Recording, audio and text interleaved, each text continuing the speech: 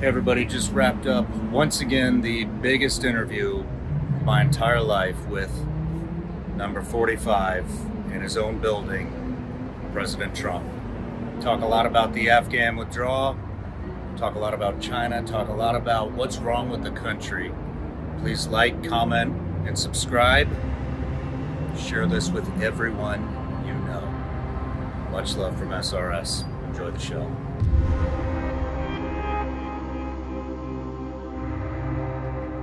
Mr. President Trump, it's an honor to be here in Vegas. My honor. To interview you. And so you need no introduction, but I'm here as a U.S. veteran. I served in SEAL teams and as a CIA contractor, and I just want to talk to you about some of the most concerning topics when it comes to the combat veteran population. Good. And so I'd like to start with some rhetoric that's been in the news lately. I don't believe it. And there's been multiple times where the media has misconstrued some of the things that you say about veterans. The latest being supposedly you calling wounded veterans that have been shot or wounded suckers and losers. Yeah. A made-up story. It was made up by a magazine. And I think it was The Atlantic, which is a radical left magazine. And as soon as I heard it, I said, that's a terrible thing, and you don't get rid of it. You know, they make these things and they just use it and use it. The opposing side, they know it's false. I had 26 people that said it never happened. Who would say it? Who would say it? Nobody would say it. A stupid person or a person that's mentally ill. And, you know, as you know better than anybody, I rebuilt our military. We gave 86 billion, 85 billion of it away to Afghanistan so stupidly, but far bigger than even that. I rebuilt our military. I had the best relationship with the military of any president and respect the military more than anybody. And they just made up this horrible quote. I was in this massive rainstorm, massive, and I was supposed to take helicopters to a certain place in Paris. A little complicated. I don't want to be too complicated. And the helicopters weren't able to fly. They were military helicopters, our helicopters. And I looked at it, I said, I'm not going to be able to fly. So I wanted to drive. By the time we realized we had to drive, it was very late. And everybody talked me out of going. And all of a sudden, and it was a mistake, I wanted to go. And somebody made up the story that I said that. And I have so many witnesses. I have one of them in this room right now. He's a witness that I never said it. Nobody would say that. And I went to one the following day in a big cemetery. But they said I said about soldiers, I think it was World War I soldiers, they're suckers and losers, and they're in graves. Think of it. They gave their life for our country. This was in Paris. It was an American cemetery, and they said that, and this was somebody that actually, he didn't say it, they made it up with a magazine. You know, they make things up. They don't even have sources. They make things up out of thin blue like a storyteller. And I wanted you to ask me this question because I think it's a terrible, terrible thing. But they make up stories. And then one guy who's a very, sort of a low-life guy, he is a low-life, they got one confirmation, and 26 people said it never happened. But the one confirmation was a guy that I fired, a terrible, stupid person, actually, that couldn't do the job well. And I fired him. And he sort of confirmed it. I don't know how he confirmed it, but he did. And it's a totally false story. Nobody would say that. And I would say this to military people. I'm the president of the United States. I say suckers and losers. They gave their life. And it's just a disgraceful story, Sean. And all I do is deny it. We have so many witnesses. And I said, you know, that's one of those questions where no matter how you answer it, you lose. Do you understand that? I do. I can sit here and talk about it for another 20 minutes. And at the end, people would say, even if they have a doubt, you've lost. Just a little doubt. They only need a 2% doubt. And I would think that if people heard that, I think if I heard that, maybe I'd believe it if I was in the military. You know, what do they know? They're sitting there and they heard the story put out by this real rag that's failing badly, losing a lot of money. And, you know, it's interesting. I was doing a rally and I was walking past press and some guy shouted to me, I think from that magazine, "Is it true you called them suckers and losers?" Who? They said, "Military in the graves." I said, now that's a loser. Because as soon as I heard it, I said that you can't respond to it because no matter how vigorously you deny it, people, they have an expression for it. I won't use the expression, but it's a bad expression. It's when they ask you a question that no matter how you answer it, it leaves a telltale stain. And it's a shame that they can get away with it. And we have libel laws now where you can do anything. You can sue. You can spend $25 million suing people, and they laugh at you. It's a disgrace. Shouldn't be allowed, but it is allowed. Since we're on a long-form podcast and we're not going to take anything out of context, Yeah. sir, is there anything that you would like the veteran population to know about what you think of them? That I love them, that I respect them, that I rebuilt our military, that I got budgets that nobody's ever gotten, that I increased their pay because of the respect I have. Now, if you take a look at what's happening with the military, it's horrible. Under Biden / this woman is she's a communist, I guess. I mean, and I look at action. I don't look at words. Defund the police. She was the head of defund the police. Now all of a sudden she wants to, deny it. She was on the border. She was the border czar, and millions of people poured into our country, and they're from prisons and they're from jails. They're from mental institutions and insane asylums. They're all different. It's like. That's the mental institution on steroids, as you know, and they're and they're terrorists, and they're from jails though in many countries. Recently, they came in from the Congo in Africa. Where do you come from? I think 22 people, but many more than that. They're emptying their jails into our country. They say, "Where do you come from?" The Congo. We're in the Congo jail. What did you do? They wouldn't answer. We have the toughest people in the world being dropped into our country, and not from just South America. From South America, yes. Venezuela, their crime rate's down 72%. Their prison population is way down. Their mental institution population is way down. And this is true with many countries. And that's because they're all using us as a dumping ground. They're dumping their prisoners. They're dumping their gang members, MS-13. They're dumping everybody into our country. We have a totally open border. And she's a Marxist. She's really a Marxist. Her father is a Marxist professor. This woman ran against, I guess, about 22 Democrats. She was the first to leave the race. She left the race before she even got to Iowa, the first primary state, as you know. And a lot of people followed. And Biden, which is shocking because he's terrible, and terrible for the military, by the way, but he's the worst president in the history of our country, in my opinion. And yet what happened to him shouldn't happen. He got 14 million votes. She got no votes. It was a coup. It was an overthrow of a president. There's never been anything like that. That doesn't mean he's good or he's competent, but he did win. And then they said, "We don't want you." We had a debate. And after the debate, he was 17 points down in polls.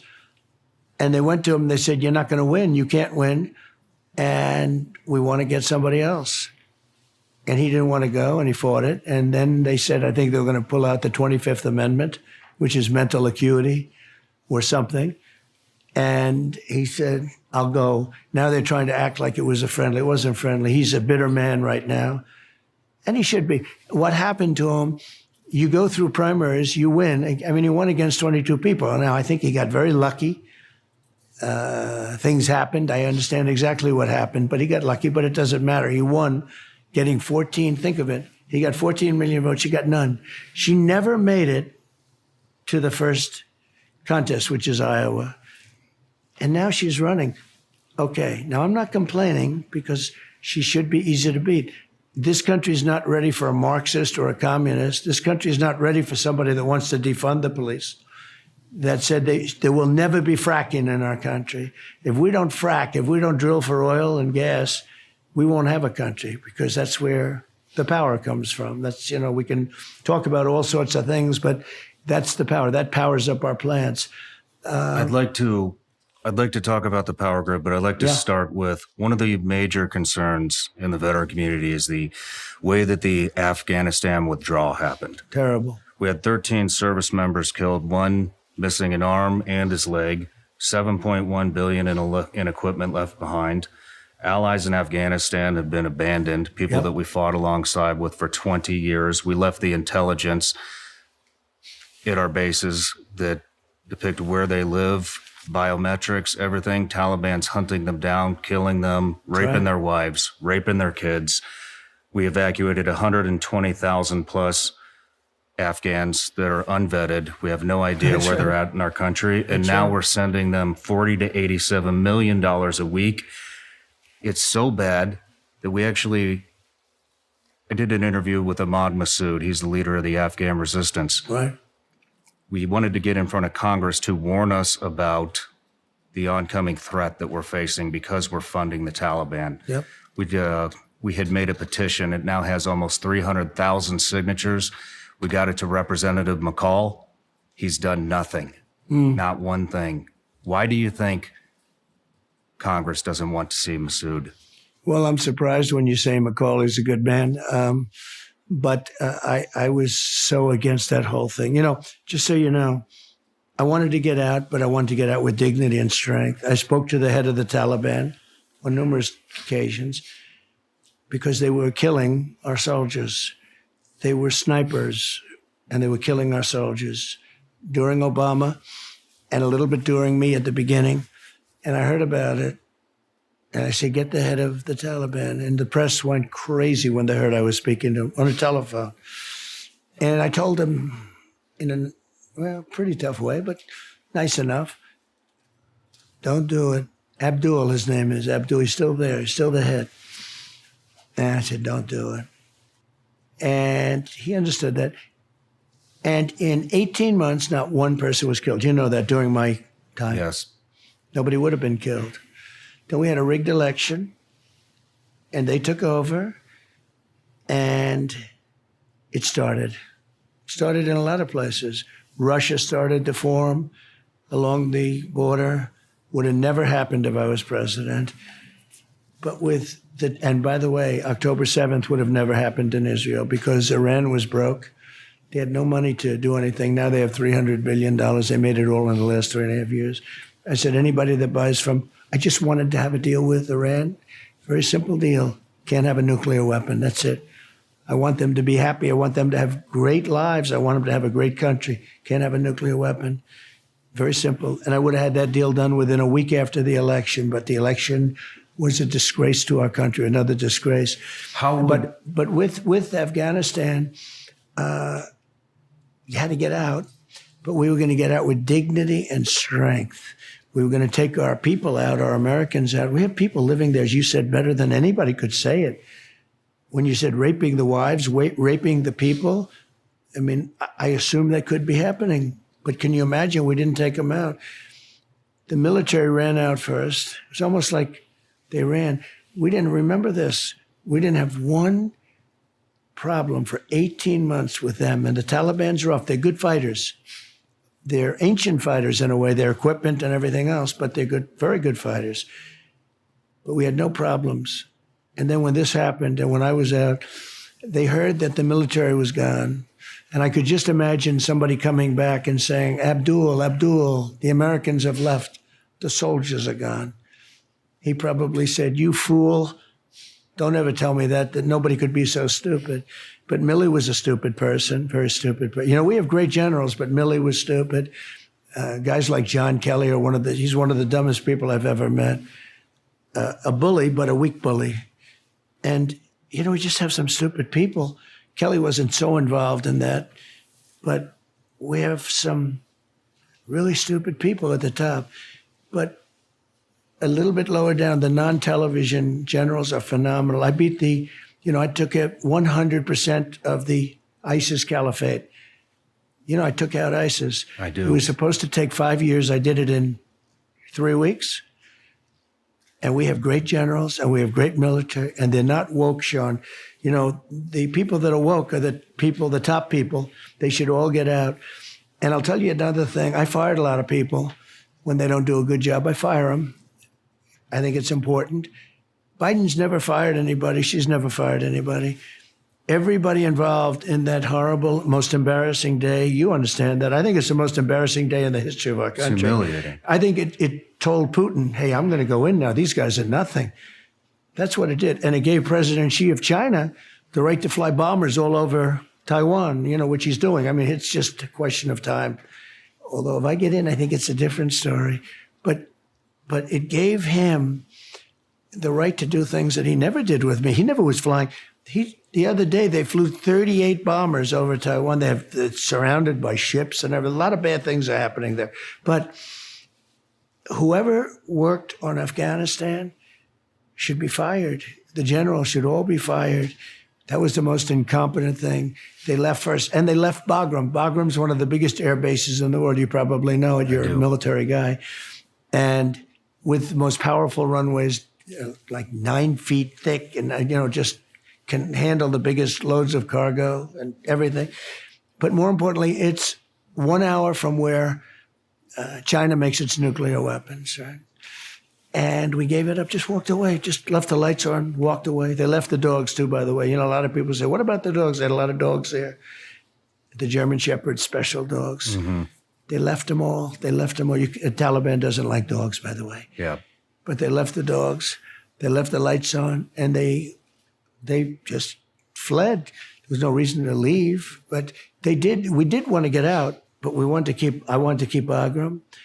And I was set to get out. It was enough already. I was going to take all the equipment. First of all, I was going to get the Americans out. Then I would have gotten some of the people that helped us, but you don't want to go crazy with that. And then, you know, the interpreters, et cetera, because they had some good people that are probably dead now. You know, the people that got on those planes, that was like survival of the fittest. Yeah. The toughest people got on the planes. And those tough people were enemies of ours in many cases. Yes. And they got on those planes. And many of the people got on those planes, but they didn't get inside. They were on the outside, and they fell off the plane at 3,000 feet, which is like 3 times the height of the Empire State Building.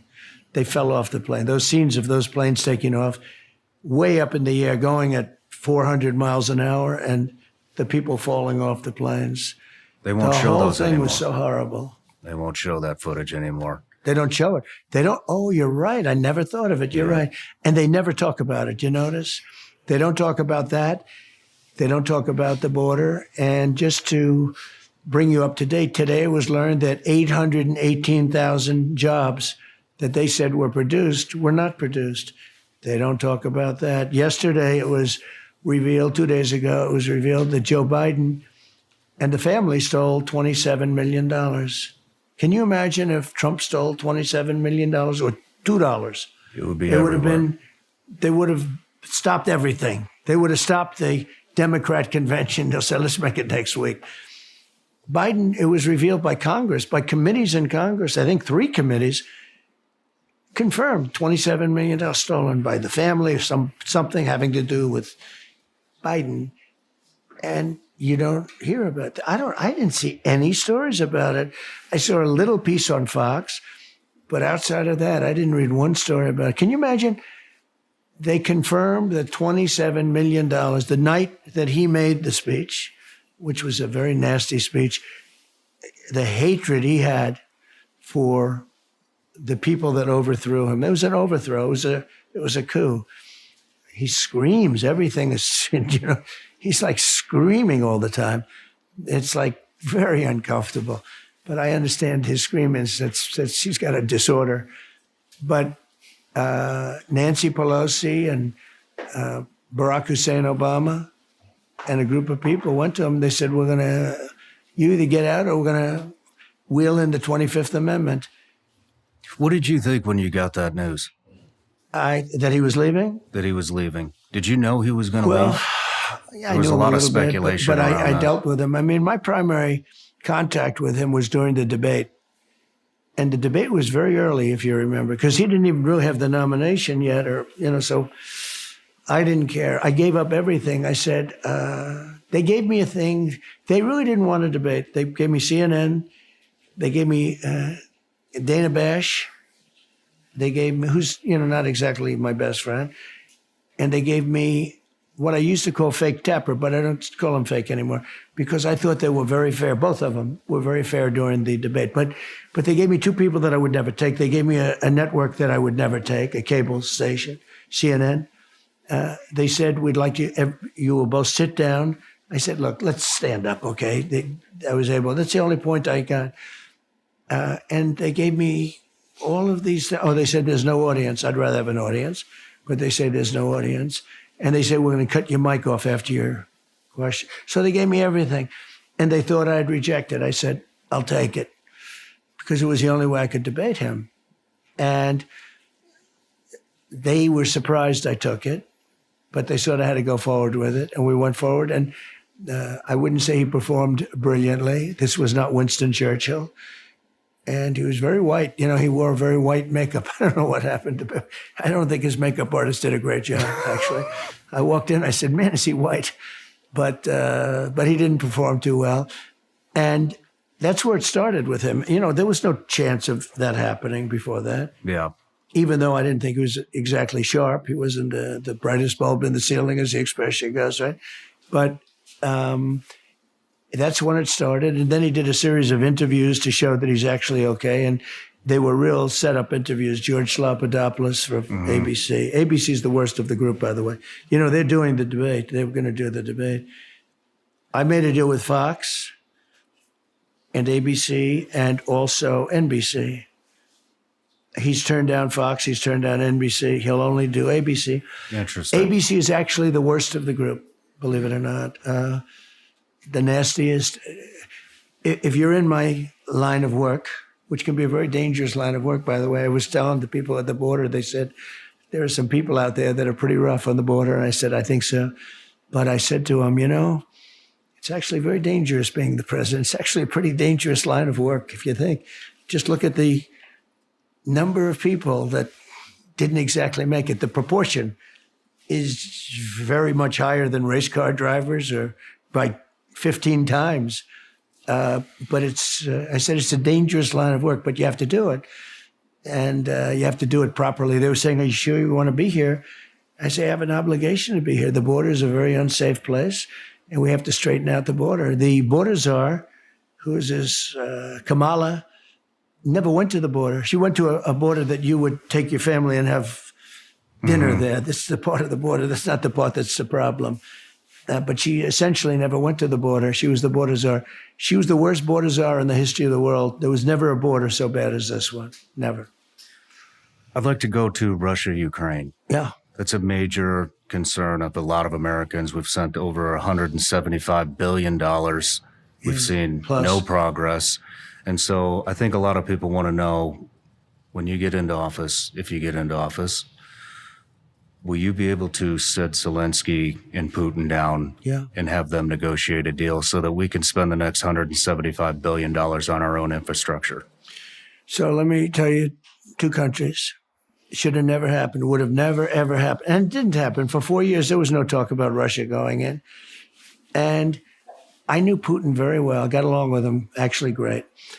And that's a good thing, not a bad thing. By the way, people say, oh, he got along with the stupid press. They go, some of the stupid press. Some of the press is not stupid at all. But they say he got along with Putin. That's a terrible thing. He said, no, that's a good thing. He's got 1,800 nuclear weapons. So do we.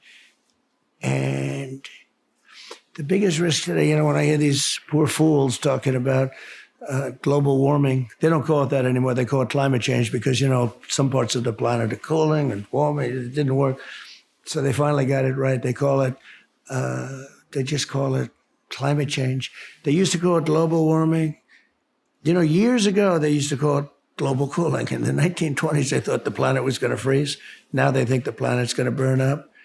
And we're still waiting for the 12 years. We're down almost to the end of the 12-year period. You understand that, where these lunatics that know nothing, they weren't even good students at school. They didn't even study it. They said, we have 12 years to live. And people didn't have babies because they said, We only Yeah. have another. No, it's so crazy. But the problem isn't the fact that the oceans in 500 years will raise a quarter of an inch. The problem is nuclear weapons. It's nuclear warming. The level of power of the nuclear weapon today, you take a look, go back many, many decades and look at Hiroshima, Nagasaki. That was so many years ago. And now you look at today and multiply that, what took place there, by 300, 400 times. That's the problem. That's the biggest risk today. Now, with our country, the biggest risk is always that. But we also have some very bad people. You have crazy Nancy Pelosi and all these lunatics within our government. They're lunatics. And it's a real problem. But the biggest problem we have, and the world has, is weaponry. Weaponry of other kinds, too, not just nuclear. But What nuclear kind of weapons weaponry? are so massive and so powerful and so destructive. And these poor fools talk about global warming all the time. The planet's going to global warm to a point where the oceans will rise an eighth of an inch in 355 years. They have no idea what's going to happen to weather. And in the meantime, we're spending our wealth on this foolish stuff. What would When you? we have people, Sean, with nuclear capability now. You have 5 countries with nuclear capability that is so devastating, it would be obliteration. What would you like to see happen with Russia-Ukraine? How would you like to see that deal go down? So it would have never happened. It didn't happen. A lot of people say, well, how do we know? Actually, Democrats even say that wouldn't have happened. October 7th, Israel wouldn't have happened. But what I've told people, I know Putin very well. I told him, don't do it. It was the apple of his eye. We would talk a lot. And Ukraine was the apple of his eye. I said, don't do it, don't do it. I won't go exactly what I said in terms of why you can't do it, but you can't do it. And he wouldn't have done it. He wouldn't have done it anyway. But when he saw Afghanistan, I think that's when he really said, this is a time that he can go in. And I was out. By this time, I was out. But when he saw Afghanistan, I think that changed his whole thinking toward us. He lost respect for the United States. He also has no respect for Biden. Who does? So Putin went in. Zelensky was involved in the impeachment hoax number 1. There was a hoax, a couple of hoaxes, which I won both of them. But he was very honorable. I made a very innocent phone call to him to congratulate him on his victory. One of the people that worked for me, not the brightest one, kept asking me to call Zelensky. Call Zelensky. Oh, please call him and congratulate him, because they wanted to do an oil deal or something. I said, call him, and for the United States. And call him and congratulate him. Kept asking me. Finally, I called him. And they took that call, which was a congratulatory call, and they made it into an impeachment, which... And I will say I got great support from the Republicans. The Republicans were with me in Congress. I think I got 196 out of 196 votes. When did you ever hear that about the Republicans, right? I had great support. Jim Jordan and all these guys that were great. But and in the Senate, I had great support too. So it was wiped out easily. But I got to know Zelensky then because they asked him at a news conference or something, did President Trump say anything that was threatening to you or bad? This was the reason you got impeached. Can you believe this? And he said, not at all. He was a gentleman. He called me to congratulate me. He said it was a very normal call. Now, he could have grandstanded. I respect him for what he did. He could have said, oh, yeah, I felt very threatened and all that. Just the opposite. He said nothing. He did nothing wrong. And that sort of ended it all. But he was very honorable. I know other people might have done something that could have been different. Now, it also changed because, by luck, the phone call was taped. And it was a perfect call. And they had already started the impeachment process. And when crazy Nancy Pelosi saw the phone call, which was 2 great stenographers, military stenographers, every word was perfect, right? Very professional. Every word was exactly my conversation is. It was perfect. Congratulations. I actually said, if you find any corruption in your country, please report it to the Attorney General of the United States, which they have to do. You know, we had an agreement with them because Ukraine has been traditionally a very corrupt country. I said, if you find any corruption, please report it to the Attorney General. And what's better than that? And basically, I congratulated him on his victory. But when he went, and by the way, when they saw that the call was essentially recorded, they died. Mm-hmm. They said, how can Nancy Pelosi looked at this idiot Schiff and said, how can you get us to do this? You know, Shifty Schiff is the one that sort of led the charge. He made up all sorts of things. You know, many of them made up statements about the call, and it turned out to be totally wrong because when they saw the taped call, the statements were total fraud. But because they're in that building, you're not allowed to sue them for fraud. Anyway, and I tell you, Zelensky was, he was 100% good. So and I've said this before, Sean, I will have that war settled when I'm president-elect, meaning before I get to office on January 20th. Many more people have died in that war than is being reported. I think you know that. You're a pro at the whole thing. You get it. You know, you're a skeptic. You almost have to be a skeptic, especially when you see all the lies. But that war is much more devastating than people understand. And people freeze to death in the winter. You know, Russia's a great winter fighter. They won. They beat Germany and they beat Napoleon. They're not easy to beat. Yeah. And they're a massive military. And Ukraine isn't. But Ukraine has us giving them a lot of money. One of the things that's unfair is that you mentioned 170 or so, but I think we're into 250 billion worth of equipment and money and everything else. And Europe is probably at 75 or 80. And I said, they have to equalize. Why are you not? It's much more important for Europe than it is for us. We have an ocean separating us, right? Whereas Russia is right at their doorstep. And Ukraine has always been like sort of a guardrail. It was to Russia. Russia's always been a little difficult, obviously, right? Mm-hmm. And whether it's Russia or Soviet Union for a while, et cetera. But the problem you have, and the thing that most irks me, is all you have to do is say, you got to catch us. You know, Europe, if you add up the countries, is essentially the same size as the United States.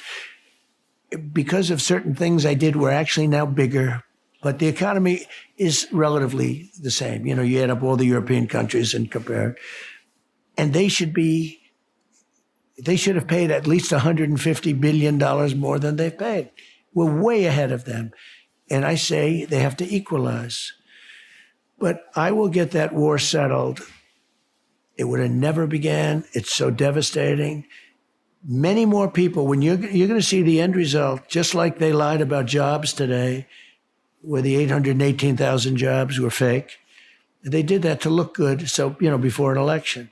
That wasn't supposed to come out. That was supposed to come out after the election, and they had a leaker somewhere in the statistical department and in Department of Labor.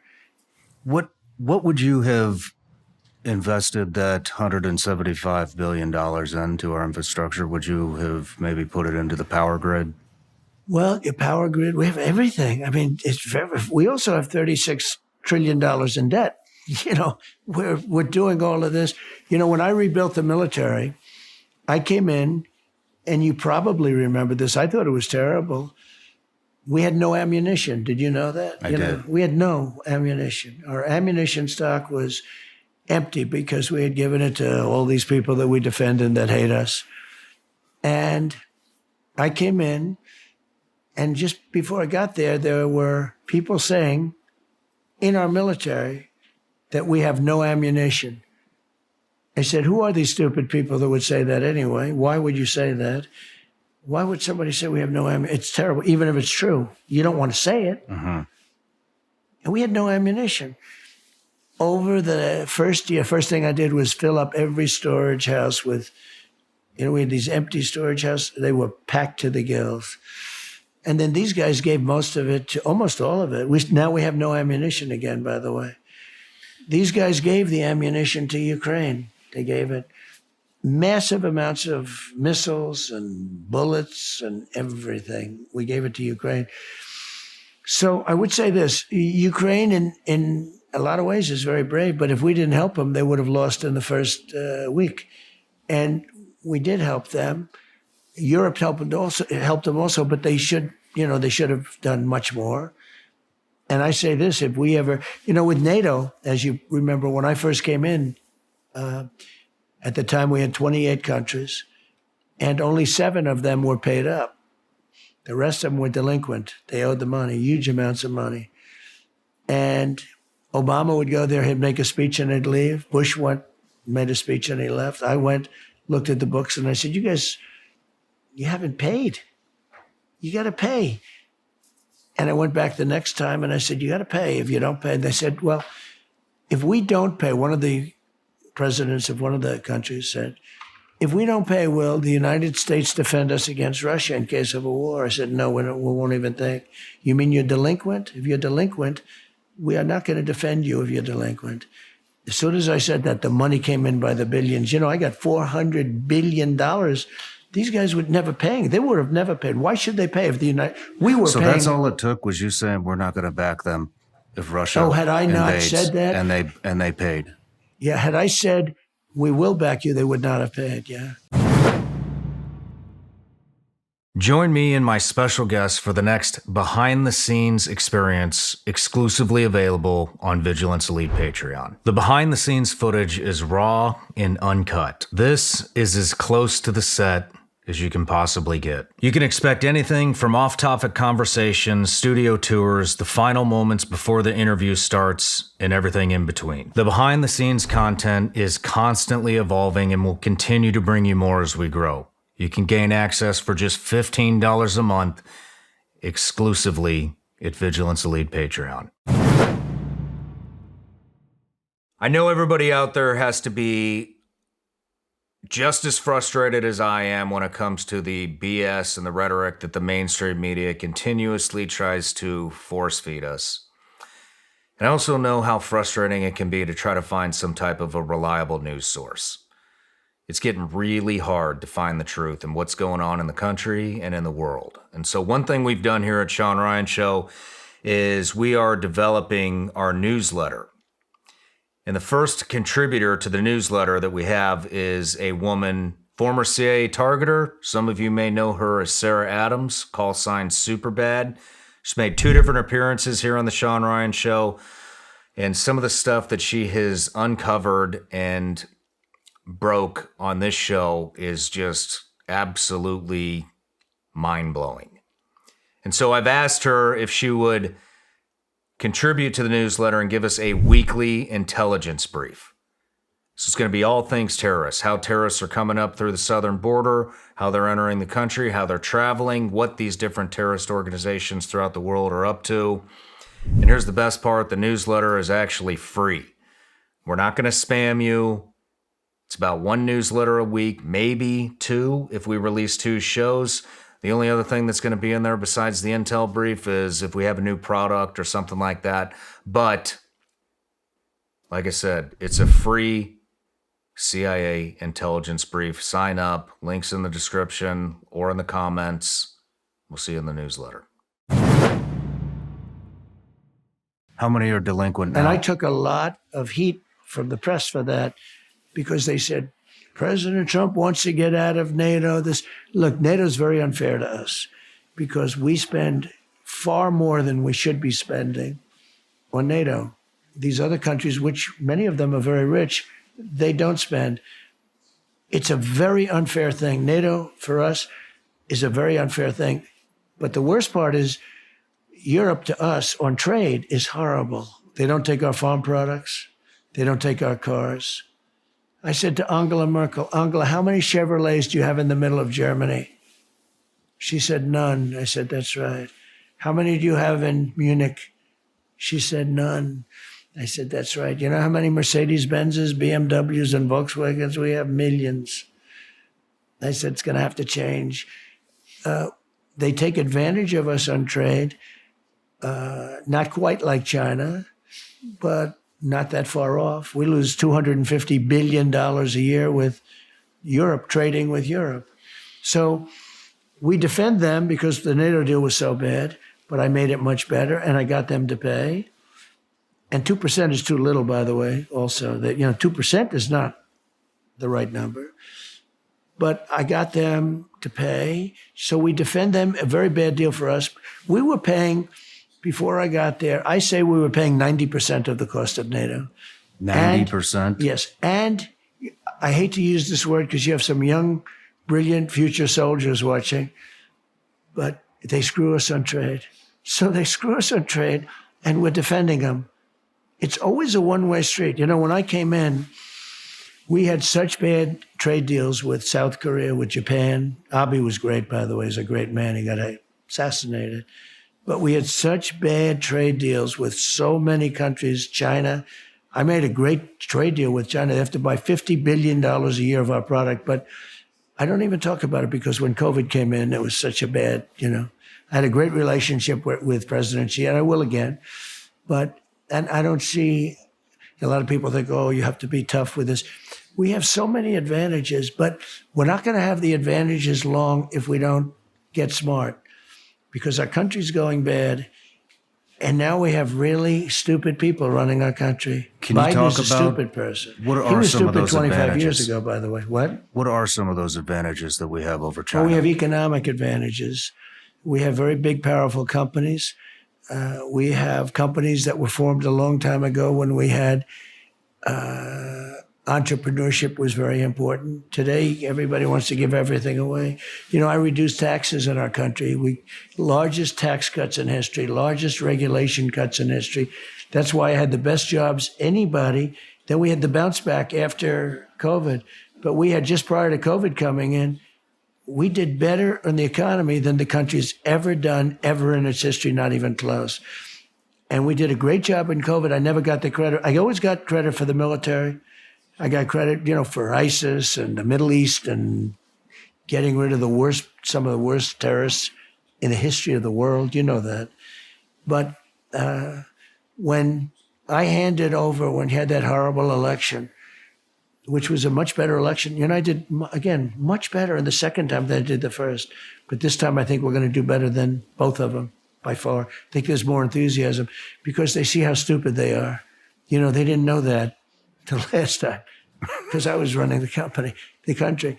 And what happened is now they see the incompetence, open borders. We don't know each other, but I look at you. Can you imagine somebody say, we want open borders so the entire world can release their prisoners into our country? Why are they allowing that? Because Biden and Kamala and all of these people, they want it. I call her, I have different names, it's very interesting, very, very interesting. But there are so many names you can call her. But the most important name is she's a Marxist. That's her ideology. She wants to destroy our country. Are they doing this for the vote? Is that what they're trying to do? She's the greatest flip-flopper in history. Every single thing. I'd almost rather have somebody just stick with what they, where they come from, okay? Every single thing that she believed in her whole life. Defund the police. She was a defender, big defender. She was somebody that bailed out all the people that destroyed Minnesota and Minneapolis during the riots. She literally raised money to get these absolute thugs out of jail. And this is a woman, think of it, defund the police. When you're a defender of the police, that's about maximum, okay? Mm-hmm. That you don't get worse. But no drilling of oil of any kind. That means Pennsylvania goes bankrupt because Pennsylvania is the biggest, just about the biggest fracker. And it's a big percentage of their economic wealth and their employment. It's about 500,000 people. Pennsylvania, I can't imagine anybody from Pennsylvania voting for this person. But this is a person that shouldn't have been there. She tried to get there. She failed, and then she got there. It's the craziest thing. And I think she's going to fail because this country is not ready. for a Marxist. I call her comrade because she's, that's a connotation. But this country is not ready for a Marxist as a president or a communist as a president. She may have gone into that. She skipped the socialist, that was skipped over. She's beyond that. And we're not ready for that, Sean. Let's talk about the assassination attempt on your life. Yeah. There was another one I saw today. Well, it didn't. Potential. Yeah, it wasn't quite the same thing. They had somebody that they took in today, but that wasn't a bullet going at 4,000 miles an hour at you. That was Where is this coming from? I mean, we look at the context. There's a lot of speculation about this, but if you look at context, the media has been against you. Then there was Russiagate. Then there was the impeachment. Then they kicked you off all of your social media platforms. They prosecuted you. And the latest was there was an assassination attempt. Was this really a lone wolf? In history, if you study history, which you do probably more so than I do, they say Andrew Jackson was a president that was the most tormented as a president. They really went after him. Second was Abraham Lincoln, but he had the Civil War, so you would maybe expect that. And now people are saying, but nobody's close. Think of it. I won, but they impeached me twice. That's crazy Nancy Pelosi. She's no good, bad, so bad for the country. And an evil person, a sick person. I think she's a very sick person. But that whole, there's a large portion of the Democrats, like Adam Shifty Schiff. He'll probably be a senator soon. And he's just a bad guy. He's a bad guy. Made up stories. There are a lot of bad people over there. And I think I can say that there's never been a president treated like this. Now, the reason I'm being treated like this is I want a strong military. I want a border. I want things that you would like. I want low taxes. I want great jobs. I want to make America great again. All of these things. Nobody cares about Biden. Nobody cares about Bush. Nobody cares about a lot of other people. I rebuilt our military. I cut regulations more than anybody in history. I'm against destroying our country based on environmental things that are not true. They're just not true. They want to destroy our country. They're called environmental extremists. And I don't know if they actually believe it. It's interesting. They don't want us to produce any energy, they want our country to go to hell. And yet China's building a coal plant every single week. And coal is okay. They actually have methods now where coal becomes clean coal, all right? But think of it. Through the air currents, we can have the cleanest country. They can give up everything. They can give up the cows, which they'd like to. The cows they want to give up. No more meat. They don't want cows. They don't want cattle. Next will be humans, right? Mm-hmm. But they can give up the cows. They can give up they can do everything perfectly. But China won't. And that air, over a period of about 4 days, flows right over the United States. Yeah. So what are we doing? And John Kerry would go over there in his, privately owned airplane. His wife was a Heinz, married to Heinz, and she's wealthy, and they have a beautiful plane. And he'd fly over there and spewing whatever they spew. But he'd meet with President Xi, and he'd talk about the environment. And President Xi is a great player. He's a great poker player. And he was very nice to him. And, oh, yes, we are working very hard. We're not going to do anything, just words. But think of it.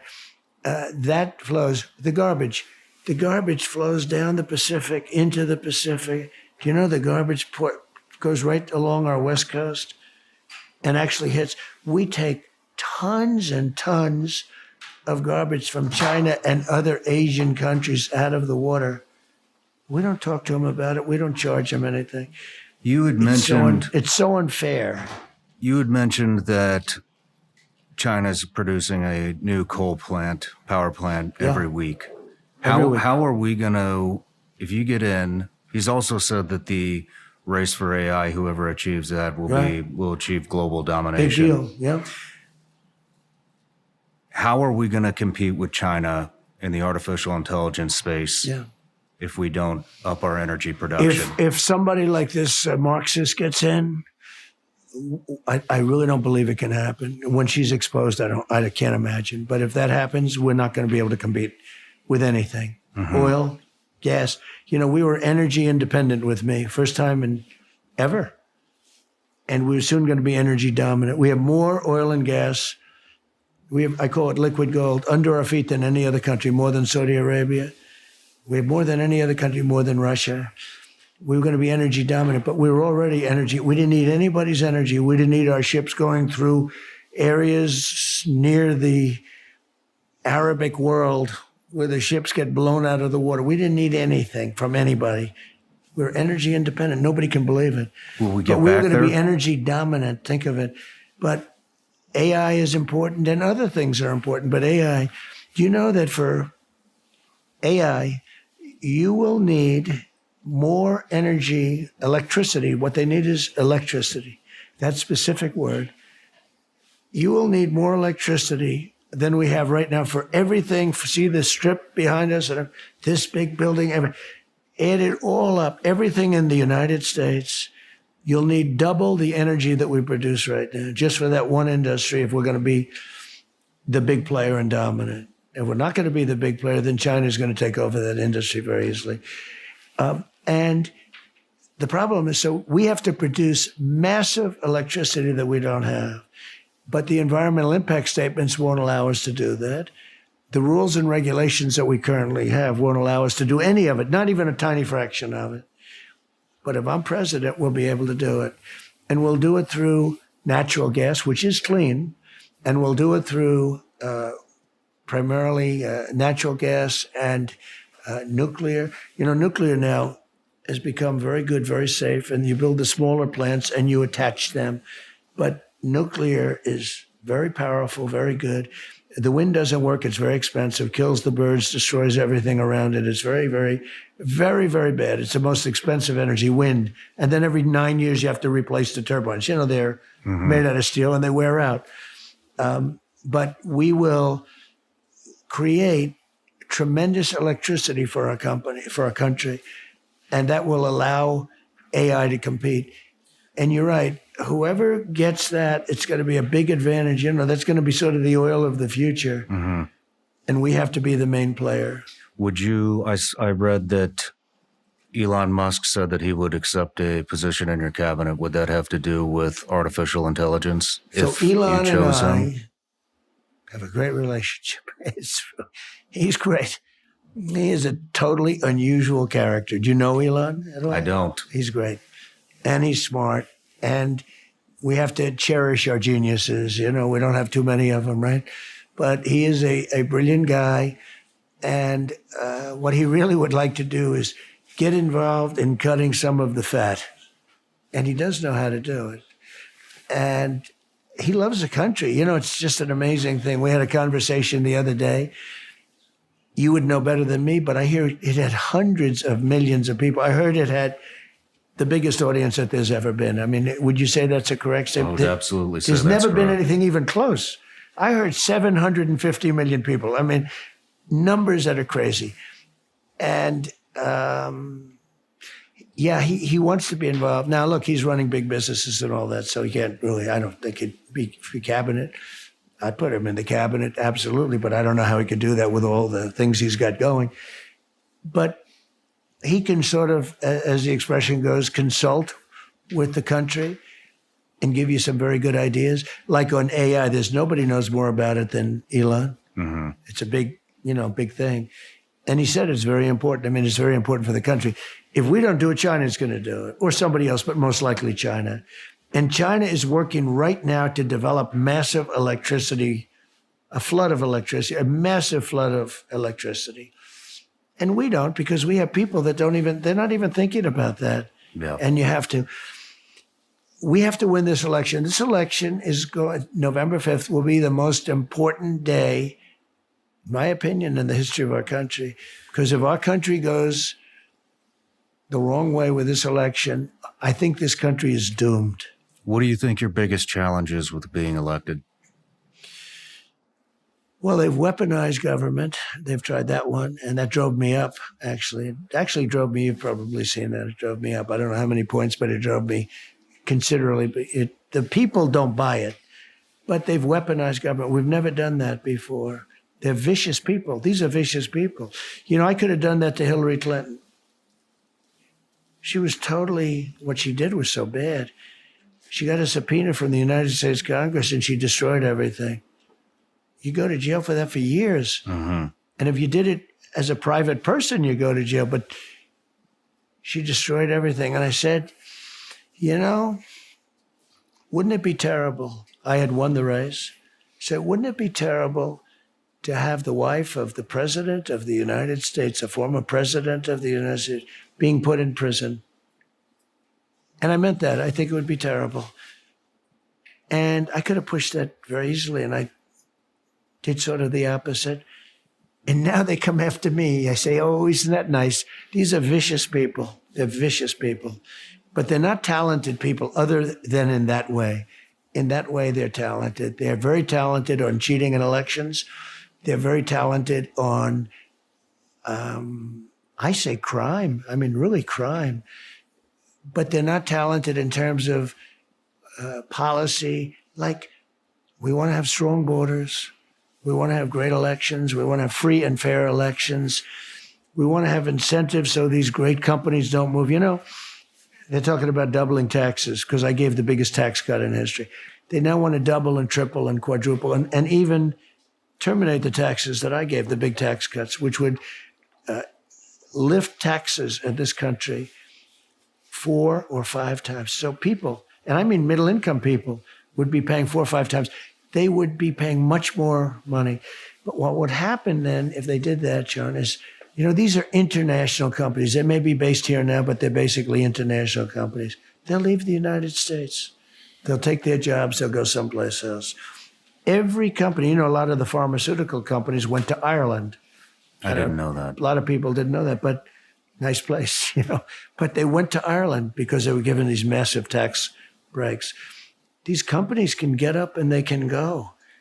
And we'll lose these companies. They'll go. I mean, you can say, we're going to have you pay 50% tax and all this. I got it down from 49% down to 21%. And it was the greatest job boom anyone's ever seen. And interestingly, the tax rate was cut, and yet the country took in more revenue. Tax cut with a lower rate, we took in more revenue than we did when it was high because the incentive was so great. And I incentivized companies to bring the money back offshore, to bring the money. They had billions, trillions of dollars off, like $3.5 trillion. But there was no way to get it back. There was no mechanism. And the tax and the penalty was too high. And I reduced that. And I got Apple as an example, brought in $500 billion. The companies started bringing their money back into the United States, using it to build.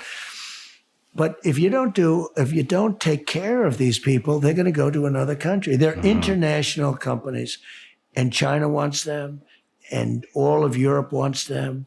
And we can be the tough guy like this person that should not be really running for president. It's a very dangerous thing to have a person running for president with the views that she's got. You know, when you're a politician and you come out with something early, that's usually where you are. So she came out with all these different things, open borders, to fund the police. That's where her thinking is. That's where she is. That's how she grew up. Mr. And that's what she's going to end up doing. We're running out of time, and I have 2 questions that I think are very important. One being, once again, the media construes what you say. Everything I read says that one of the biggest challenges in the upcoming election is going to be the women vote. I think a lot of people think that is because of the rhetoric that they're saying about your stance on abortion. So I'd like to get your stance on abortion, unfiltered, unedited, just raw. So you have Roe v. Wade. For 52 years, it was in the federal government. And Democrat, Republican, nobody wanted it there. The great legal scholars, everybody wanted it out, and they wanted it to be back in the States. there wasn't discussions about 16 weeks and all the different discussions you hear. It was just, it had to be out. It had to be a states thing. And I'm for exceptions. Ronald Reagan was for exceptions, for the life of the mother, rape and incest. And most people now are for, most Republicans are for exceptions, the exception, in other words, the exception. And I was able to do something that nobody thought was possible, get it back to the states. And the states now have it, and people can make their own decisions within the states. This is where every legal scholar, every Democrat, every Republican wanted it. Roe v. Wade, you've heard this, was legally a very bad place to have it in the federal government for a lot of reasons. I got it out, 3 great justices that I put on voted, plus 3 other, in my opinion, great justices. And they got it out. And now it's in the states. And if you take a look at Ohio, recently voted in a very liberal fashion, I must tell you. Kansas voted in a very liberal fashion. But some will be more liberal and some will be perhaps more conservative, meaning. And you're going to have a thing that was ripping our country apart. Roe v. Wade was ripping our country apart. And it's now being settled at the state level. And a lot of people are praising it. A lot of great lawmakers are praising it. And it's working out. And states they're coming up with negotiations and they're doing it. And there are a lot of reasons why this is the right way to do it. But Roe v. Wade was always considered to be something that just shouldn't be there in the federal government. And now it's all working out.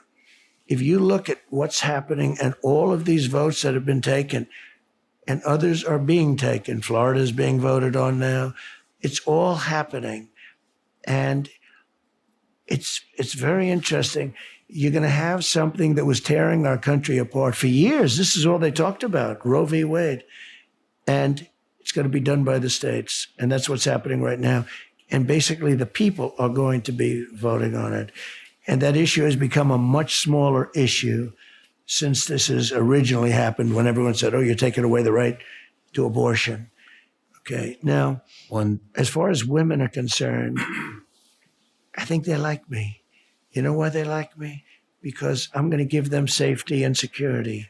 I'm going to give them safety at the border. We're going to have a closed border. We had very few people. I had the record. I wish I had it. I have the graph, my all-time favorite graph, because it's when I turned over. When I turned over to say, let me see the graph, I turned over. This was a graph on immigration. But when I made that right turn, the bullet came and it whacked my ear. But it was only my ear. And it was a bloody mess, I never realized, they told me at the hospital, I said, why so much blood? They say when the ear gets hit, it's the bloodiest part of the body. I didn't know that. Because of cartilage. The doctor gave me a little lesson in medicine, which I don't know if I wanted a lesson at that particular time, but I was bleeding pretty badly. But I did say, why so much? And the ear, I don't know if you've ever heard that, but it's, you get hit other places, you don't bleed as much. So, but I turned to the right to look at the chart. And if I didn't turn to the right, very strongly, you saw that, I was looking and went this way. If I didn't, I wouldn't be here. What do you But that attribute chart that showed to? the lowest, the best, numbers we've ever had in terms of illegal immigrants coming into our country. And by the way, I want people to come into our country. I want people, we need it for labor for a lot of reasons, but I want them to come in legally. I don't want to take the prisoners. I don't want to take gang members. I don't want to take people that are going to be nothing but trouble. But women, I believe, like me because they feel very strongly that I'm going to give them better security with the military, with the borders, with the police. I have the endorsement of almost every major police group in the United States right now. I have one last question. I think that one of the biggest problems within the country is the distrust in the United States government. I'm one of them. I have zero trust in any government agencies. I have zero trust in our Congress and our Senate, anything. We have a government that's not functioning right now. Yeah.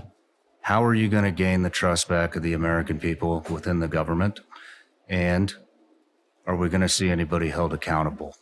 Yeah. The answer is yes on the second. They're going to be held accountable. They've got to be held accountable. What they're doing, they're destroying this country. They're crooked people.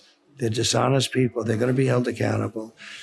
But what I find is, so when I came to Washington, I won an election that everybody said, they thought I was just going to have some fun. Everyone said, he's got too good a life. I did. I had the greatest life. I went from that to having bullets shot at me, okay? I had the greatest life. And they said, would you do it again? I said, without question, because we're going to save the country. It's much more important than I had a good life. A lot of people have a good life. It's like not the same thing. We're going to make America great again. Literally, we're going to make America greater than ever before. If we don't do it this time, we'll never be able to do it. It'll be too late. It'll be too far gone. But we're going to have great people. When I came in originally, I didn't know anybody in Washington. I was only there 17 times. You may have heard me say this. I never stayed over. I built a hotel on Pennsylvania Avenue, which was a great hotel and very successful, and then sold it. And then what happened is I didn't really know anybody in Washington. I was a New York person. I wasn't like a Washington, D.C. person. And all of a sudden I'm president and I'm driving down Pennsylvania Avenue with more police and motorcycles and military than I've ever seen before in my life. I said to my wife, do you believe this? I'm president. But I didn't know anybody in Washington. And I had to rely on people to give me names. And many were really good. I mean, Bob Lighthizer, I had great trade people. I had some great people. But I also picked people that, in retrospect, I wouldn't have picked. But now I know the smart ones, the dumb ones, the weak ones, the solid ones, the ones like you. I know the people. I know everybody, sort of like everybody. And we're going to have a great government. I didn't know. I had to rely on people I'd ask, I don't want to use names because I don't want to embarrass. They're not bad people, but I'd ask people that were rhinos, who do you recommend for such and such a position? All important positions. And they'd recommend some people that were rhinos or something, or weak or not good. And I don't have to ask too much right now. I know the people, and I've known them through fighting and wars. I've known them through, because all this stuff. I had great support. Don't forget, I beat Nancy Pelosi. I beat all these people, every one of them. And somebody said, if you look at it, he beat the Clinton family, right? And that was really Obama too, because he was behind her 100% like he was running. And I beat the Bush family. I beat everybody. And now I beat Biden. I got him out. I beat him twice, actually. I beat him the first time, but now I beat him a second time because it was the debate that got him out. And now I have to beat somebody that nobody ever heard of, who's a Marxist. And I think I'll be able to do that. But I know the people now. I've been in government now for 8 years. I was in government for no years. I mean, I became president and I said, I've never done this before. It's pretty, sort of a miracle. In the history of our country, we had 92% politicians become president and 8% generals. Not admirals, but generals, only generals. So those were the only two, politicians and generals. George Washington, Dwight Eisenhower. Actually, he was very good, very strong on the borders. Eisenhower was strong on the borders, a moderate guy, but very, very strong on the borders. He had big deportation. But 92% was politicians, and 8%, there was nobody else. And then I came along. And so people were surprised. But I know the system, I know the people, I know some great people, and I know some people that I wouldn't put in. But you learn that. And so now I'm a very experienced guy, and we're going to bring our country back, and we're respected. We're going to be respected again with other countries. Don't forget, I had no wars, other than I defeated ISIS, but that war was already started. That war was raging for 20 years before I got there. And I ended that war in 3 or 4 weeks. So, a lot of people give me credit, even people that don't love me, as being a great president, because we did a lot. Right to try. I got right to try for people that are terminally ill, where they can use space-age medicines. We have the best labs and the best doctors in the world. But you couldn't use it because, you just couldn't use it. You weren't allowed to use it. And I got that done where you can use these space age that won't be approved by the FDA for a long time, maybe 4 or 5 years. And I've saved thousands and thousands of lives. But now I know the system, and I know Washington, and I know the people. And I hope we win. And if we do win, we're going to make this country greater than ever before. Well, Mr. President, it was an honor to interview you, and I really appreciate the time. And do you have any words of encouragement for the American people? Well, I do. I just think the most important day, as I said, in the history of our country is November 5th. A lot of it's early voting and all of that. So, it's just another crazy thing where you vote for months ahead of schedule. The whole thing is crazy. But we want to go to same-day voting, voter ID, proof of citizenship, and paper ballots. It's very simple. And we want to have legitimate. We don't need computers in the sky. We got to bring our voting back. But I just say to the American people, get out and vote. And you're going to be really happy. We're going to be safe. We're going to be respected again. And you're going to be very happy. I'd like to close out with one thing, and that's just my message. Not everybody votes, and not everybody's going to vote. So if you are a voter, grab a friend and drag them to the poll. Great. And make them vote. That's right. People have to vote. It's very interesting. Some groups don't really vote very much. And yet they're great Americans, but something happens where they don't vote. They have to get out and vote. This is going to be the most important election in the history of our country, I believe. I believe that too. And I wish you the best of luck. Thank you very much. It's I'm a great behind honor. you. Thank you so much. Thank you very much.